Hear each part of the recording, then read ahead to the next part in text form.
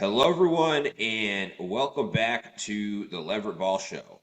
And on this episode, I am joined by Craig Hansen. And baseball fans, you likely remember this guy. He was a first round pick by the Boston Red Sox, quickly ascended the minor league ladder.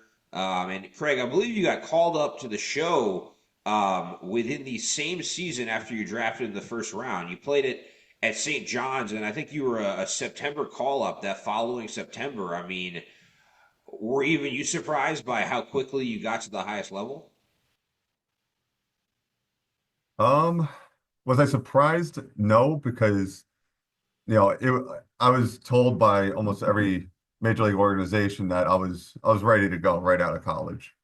They said that my stuff was, plus plus stuff. I had two pitches, so fastball, slider. They said they both were MLB ready. It's just more along the lines of the mentality. It's a completely different game one college to professional, let alone college to MLB. So was I ready stuff wise? Yes.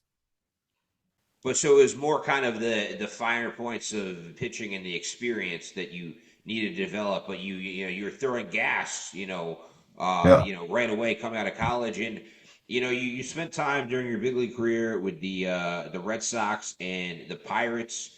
But kind of building off what you said about how teams told you you're ready. It's interesting. In baseball, there are guys who get drafted and go pro out of high school. There are other guys who go to college first. And it's not like that in some other sports. Like in the NFL, you can't go pro out of high school. You have to go to college first.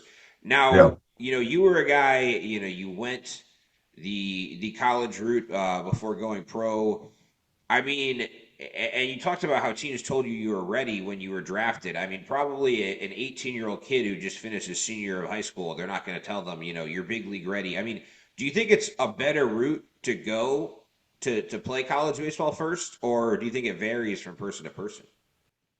It definitely varies from person to person because some guys are more established at a younger age. You know, um, I like to say it as some guys are in their adult body by the time they're like 16, Right. where other guys they're still hitting growth spurts, 16, 17, 18, 19, 20, like they're still growing. So if you're constantly growing like that, your mechanics will make adjustments and will change. But if you pretty much you know, peaked on height at a younger age, you can solidify your mechanics much sooner, because you're going to be at that height for the rest of your life until you start getting older and we all start shrinking. But you're gonna have that height. So, like right now, I teach a kid he's 14. He grew 4 inches last year, and I told him, I was like, hey, what we're working on right now, we're just working on throwing because your mechanics will make adjustments. For example, like my mechanics, I made the adjustment with my pitching coach, Scott Brown, who's now at Vanderbilt. He was pitching coach at St. John's. We made my adjustment sophomore year in the fall. So we completely nuked the mechanics and said we're going to start all over. So we had 3 months to figure it out. Wow, and that's something. And I mean, like you said, I guess different people develop at different paces, but that's Yeah. amazing that you were able to make that adjustment at the college level. And that probably contributed to the success you had at St. John's and eventually becoming a first round pick. And as far as when you Mhm. got to the big leagues, what was I mean, were you, obviously your stuff was ready. From a mental standpoint, were you kind of in awe, or were you more along the lines of like I belong? So uh, I ended up meeting the team in Tampa, and that's where when I walked into the locker room, you see certain guys that are there that just about like a couple months prior, you're watching them on TV, you're watching them face the team that you kind of rooted for growing up. Like I was a Yankee fan, so watching them the previous fall, come back from a 3-0 deficit, and I'm like in the locker room, like There's Kurt Schilling. There's Ortiz. There's Manny. There's, you start picking out all these guys, and it's just like there's Damon, and it's like I was just rooting against these guys not too long ago, you know. But once you get to a certain point, ability wise, and you start realizing, hey, I can play at the next. Like it happened halfway through sophomore year where I was just like, I just love good baseball. You know, I just love watching good baseball. Watching the Red Sox come back from a 3-0 deficit, even though I was a Yankee fan, I was like, how many more times am I going to get a chance to see that in my lifetime? 100%. That is moments that we are all going to remember, whether you're on, this side or that side. It doesn't matter. It's a moment that you're going to remember. You can, hate the other team. You can like the other team. You can not care about either team in the party, but seeing those guys for I had a lot of the veterans that came out to me and they're like, "Hey, you belong here. Just know that." So it definitely helps to have good veterans on a staff that could take a young guy under the wing and kind of ease that tension when they first come in. 100%. Well, and what you said is a little bit relatable. You talked about how like there were guys in the Red Sox clubhouse who, not that long before, you've been watching as a fan because you were a Yankees fan Hmm. and watching them play against the Yankees. It's funny, like that's relatable for me because like when I've interviewed pro athletes, like when I interview pro athletes who are like my age and maybe started their playing career after I started working in my line of work, it's very normalized to me. But like if there's someone who like played when I was a kid and I wasn't in the media then and I was looking at them from the fans' perspective, it's a completely different than eventually interviewing them when I retire like older when I interview like Yeah. older retired athletes, like your former teammate Bronson Arroyo, when I interviewed him, I used to watch him on the Red Sox when I was a kid. And maybe the same for you, like you go from looking at them from the fans' angle to being their teammate. And that's got to Mhm. be a little bit of a shock to the system. And I felt that way sometimes, like interviewing athletes that I watched as a kid. But then, you were able to transition to have a lot of success post playing career. Both in the real estate world and in the baseball world. You referenced earlier the kid you coach at your pitching lab, and I know towards the end of your career you had some injuries and health challenges, and you were able to bounce back from that and have a really successful post playing life and do the things like I said, coaching pitchers and in real estate. And was it a hard transition for you, or were you just ready to kind of snap out of it right away and just move on to the next chapter? Um, it was definitely a challenge at first because when I had my injury, which was called Parsonage-Turner Syndrome, um, and speaking with the training staff, it happened when I was in Pittsburgh. Speaking with the training staff, and they were just like, "Yeah, we have no clue what it is," and I had no clue what it is. So we both were just like, "All right, well, we're going to learn together, what it is and how to combat it." Right. As I was going through testing, the specialist told me they're like, all right, your recovery time is 8 months to 5 years. And I was 25 at the time. And so I'm looking at it, I go, all right, well, it's affecting my whole right side. I'm a right-handed pitcher. 5 years puts me at 30. I'm gonna have muscle atrophy. Everything's gonna like just go dead, go numb. Then I have to kind of like teach myself and learn everything all over again. So at that point, I go down to Florida, go through rehabilitation, for the injury, which again, no trainer knew what to do. So I would just go into, the facility and I would just move my arms up and down, no weights. And, it definitely takes a toll mentally. And, when I ended up deciding to like kind of put that at rest, where it was just mentally draining that like, we started throwing again and all of a sudden the trainer's going to ask me, how's it feel? I grab the ball with my left hand, I throw lefty. I look at him, I go, it feels exactly the same. And he just has that moment where he's just like, oh, I'm like, dude, you can't do that. You gotta be like, you gotta be my positive side here, Yeah. you know? So just like kind of seeing that and like, as much as people like, as much as I want to say, like, hey, I'm gonna battle through it, I'm gonna keep on battling, it it becomes tough when you see guys that get Tommy John, they rehabilitate, they get to start throwing, they go back to the team, they start playing. Another guy, labrum tear, which is, you know, a very bad injury, recovers, goes back, starts throwing. And it's just like, dude, I'm still here with 1 pound weights in my hands. And no one has an idea of how to treat what's going on. So, at that time, I was just like, all right, 5 years is going to put me at 30. Let me start thinking about what happens after baseball.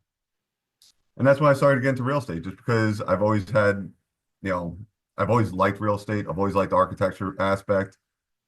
I liked, the buildup of real estate and, what it can do for individuals, for families and everything. So that's why I got into real estate.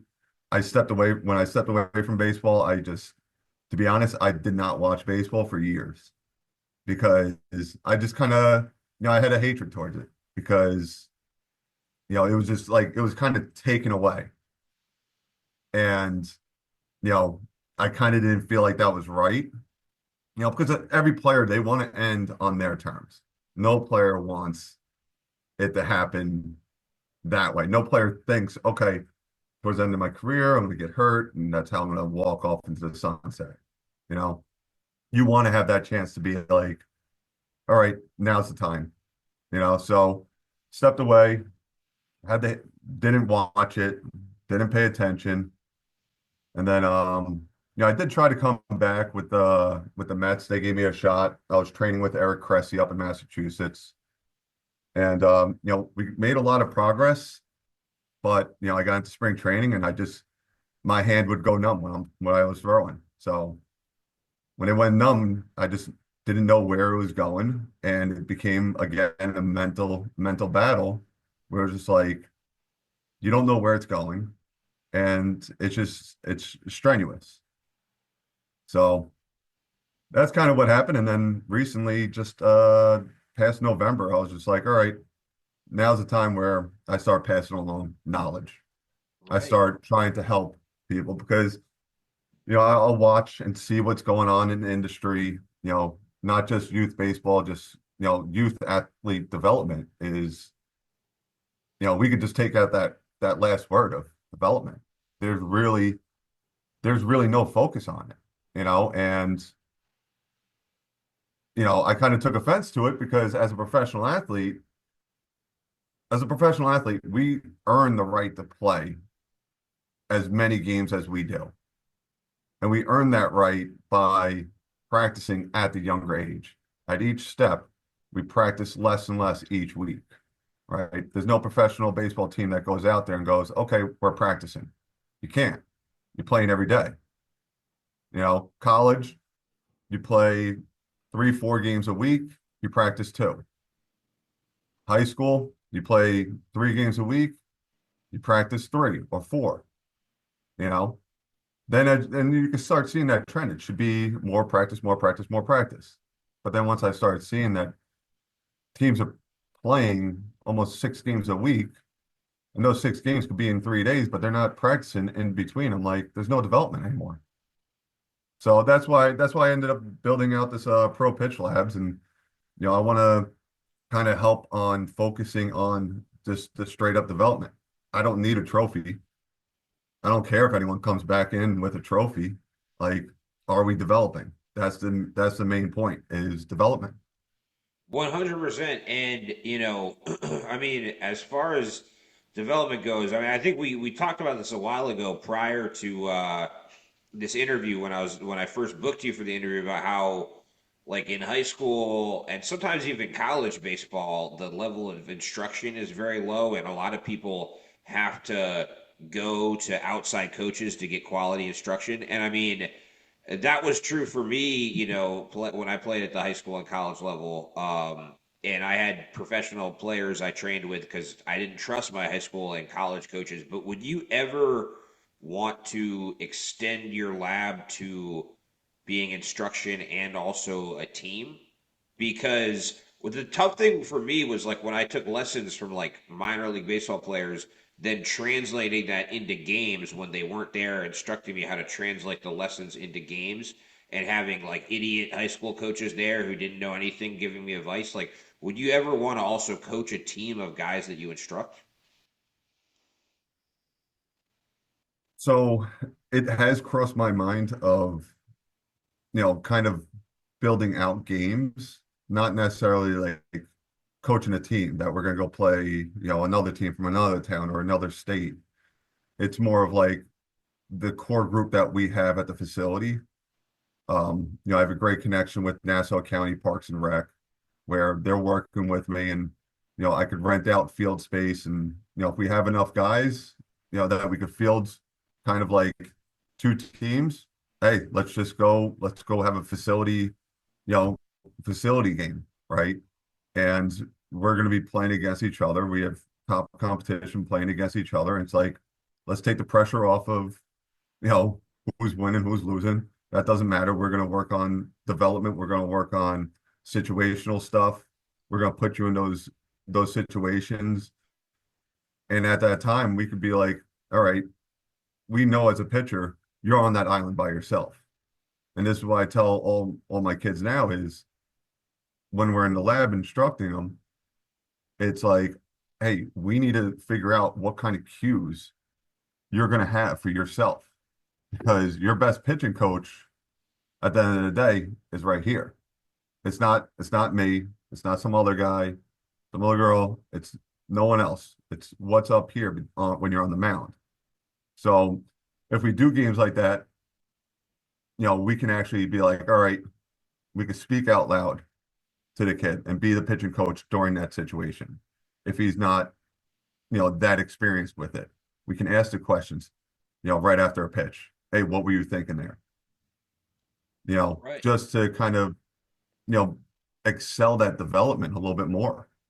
Because when you're playing a game, a coach doesn't have the ability to be like, all right, timeout, let's analyze what just happened. You kind of just got to keep on playing and more situations come up in the game and that situation might never be addressed with that one pitcher or that one player.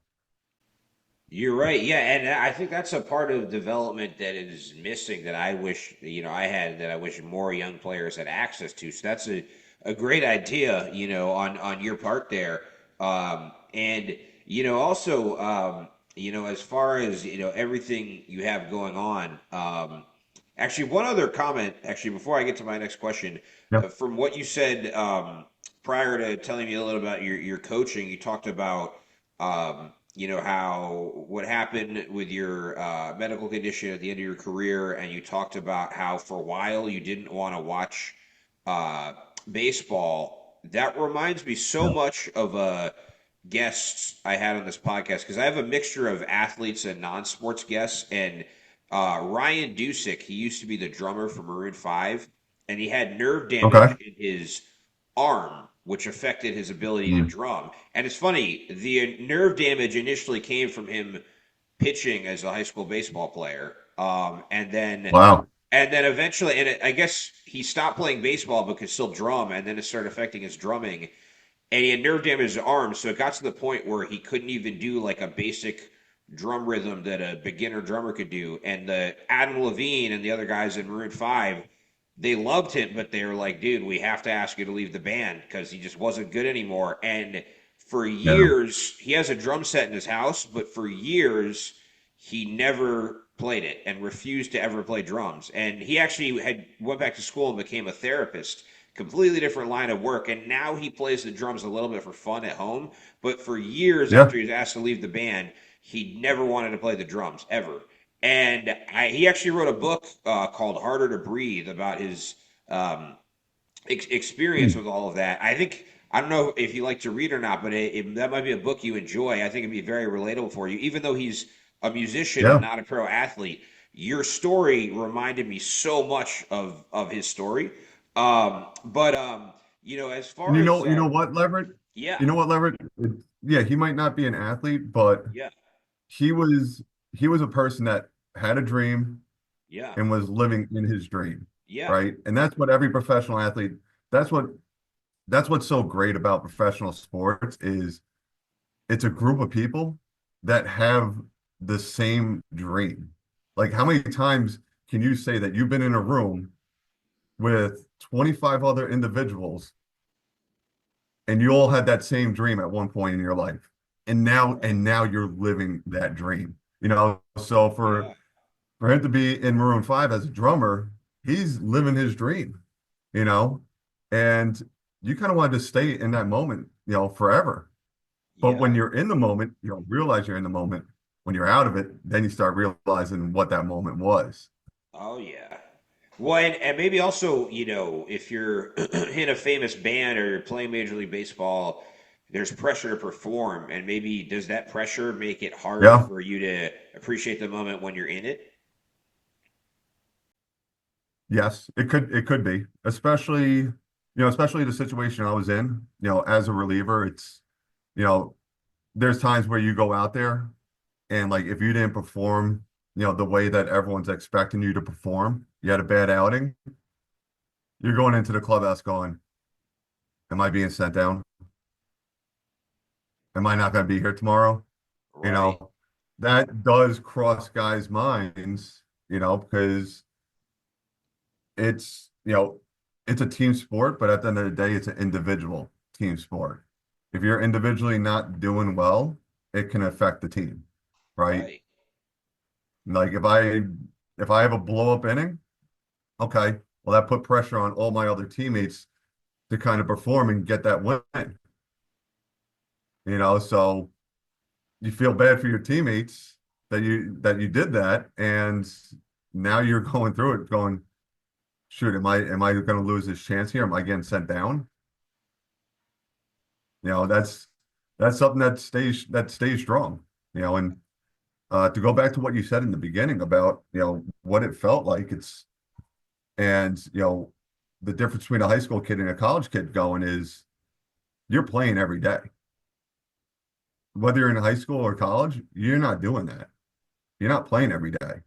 So that right there is you're learning the game a completely different way. Like, and you got to be on. There's no, hey, you know, I'm not feeling good today. I'm off today. Okay, well, good. We don't have a game until this weekend. You know, Right. there's none of that. It's not feeling good today.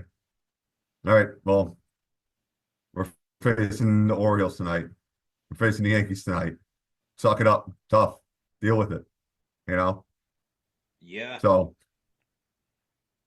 high school kids, college kids, you're gonna end up dealing with that at that level. I feel like college kids will probably deal with it a little bit easier just because you know you do play a little bit more games than you do in high school. Yeah.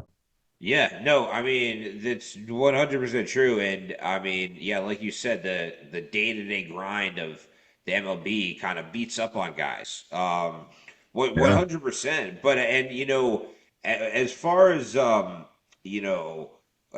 talking about day-to-day grind. I mean, your post-baseball life, you're doing your coaching, you're doing real estate. That's got to keep you pretty busy. How do you balance everything and handle that day-to-day grind? Um, Building out the right teams. You know, I like to view it as sport. You know, you can't have one person on a baseball team. You can't have one person on a basketball team. Football, you know, there's individual sports like golf and tennis, but I don't know if you watch tennis like the US Open, they'll show like in the crowd, you know, the whole section of coaches that a tennis player might have.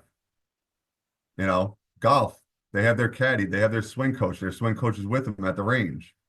So everyone has a supporting cast, a team, you know, in order to succeed. So the way to make things work, just in life in general, is to build that team, to build that establishment, and have the right people, have the right mindsets, to alleviate some of the pressure, and you know understand what the end goal is to keep on building.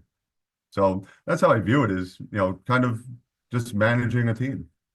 100%. And Drake has the line, "I got a really big team." That must have been what he was Yeah, referring to. I figured if I quote him on the podcast, he'll come on as a guest sometime. So shoot him a shot. But you never know.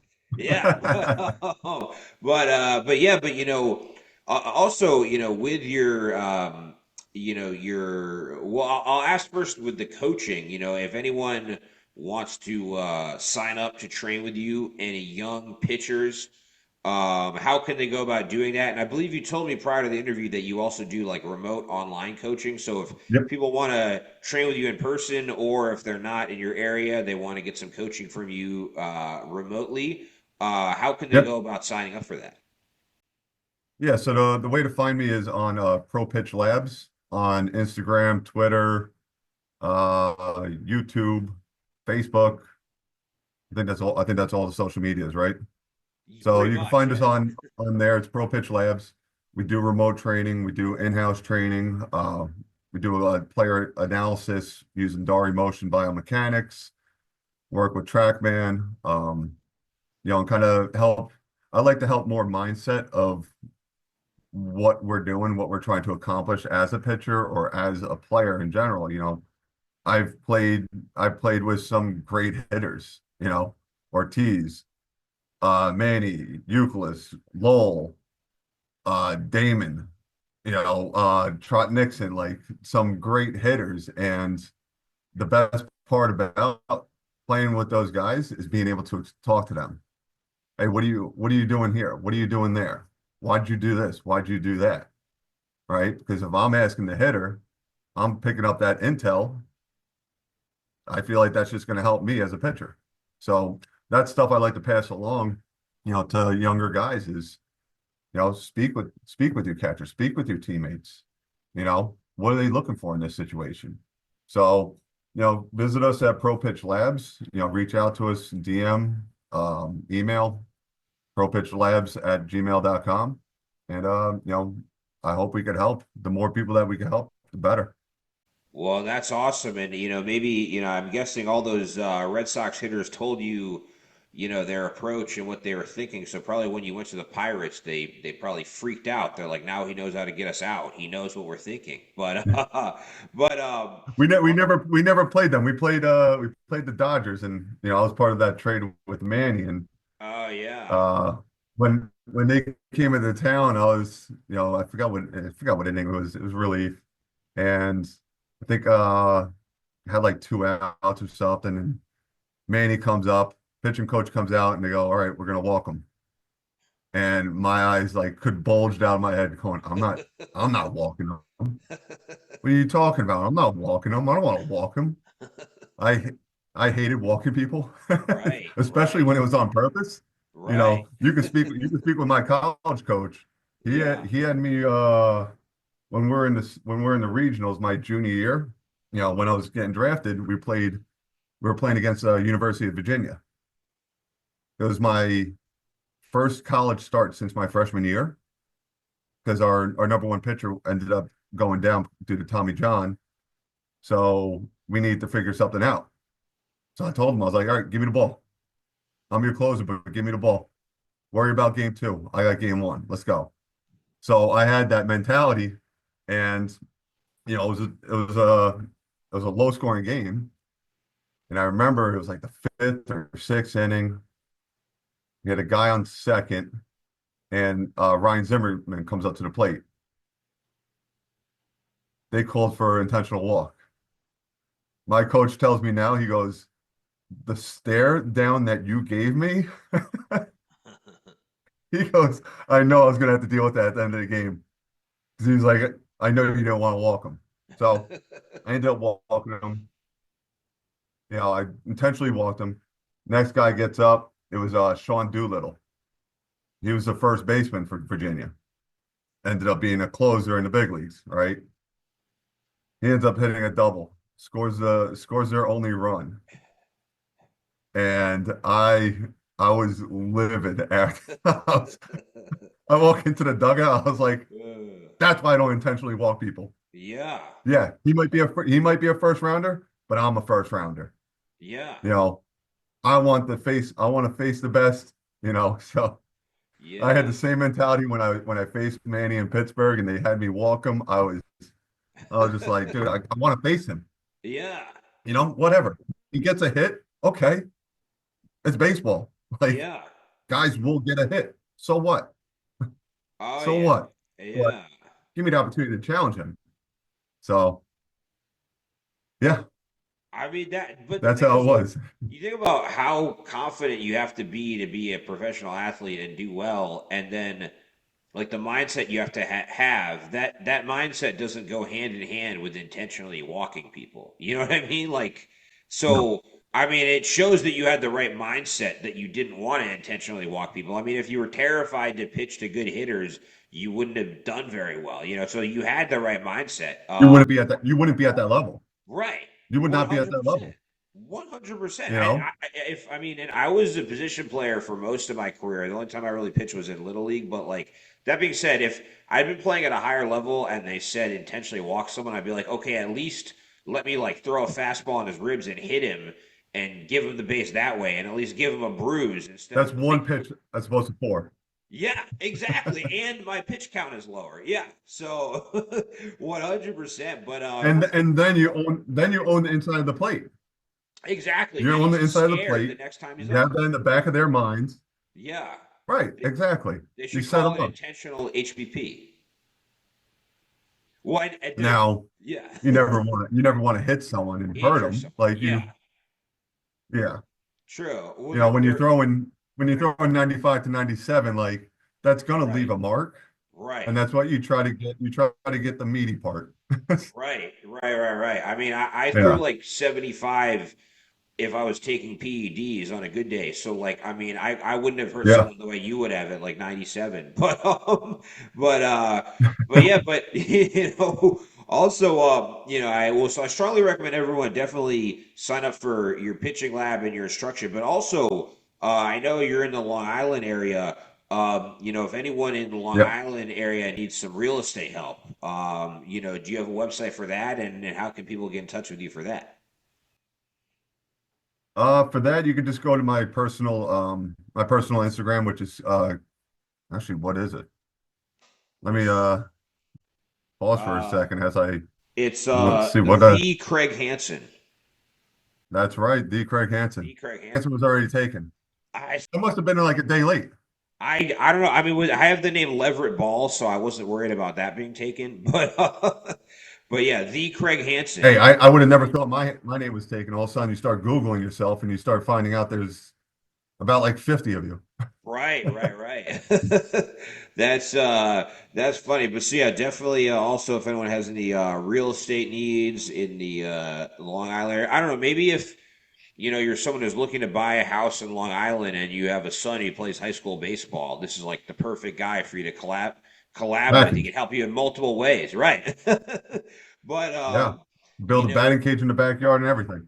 100%. But you know, Craig, I really appreciate you taking the time to join me on the podcast today. And before we wrap up, do you have any kind of final message for like any young athletes, young pitchers, as far as words of advice or you know how they should approach things? Any final message or final advice for any you know young pitchers who hope to play on the Red Sox someday? Have fun for as long as you can playing the game. At the end of the day, just remember it is a game. And, if you're a better athlete, you'll be better at baseball, football, basketball, pickup games, moving just in general. You'll be, better. And, the reasoning behind youth sports is to build up that character of dealing with, not just wins, but failure and learning from it, how to accept it and how to move on from it. So, you know, take into education, take into development, have fun while doing it. All the trophies that I ever got as a kid threw away because, I would just, you got to enjoy the moment more than the prize at the end of the tunnel. Because there's a 100. certain amount of time that you have at that little league level playing with friends. The childhood friends I played with, I never played with ever again, you Yep. know. So live in the moment. 100%. That's great advice because as far as living in the moment, everyone's athletic career eventually ends. And that's even for guys who go pro, even Yeah, pro athletes eventually retire. So everyone's career ends yeah. even if they get to the highest level. Even the Hall of Famers have to retire eventually. So definitely, like Craig said, live in the moment. But once again, everyone, that was our guest, Craig Hansen. You've been listening to the Leverett Ball Show.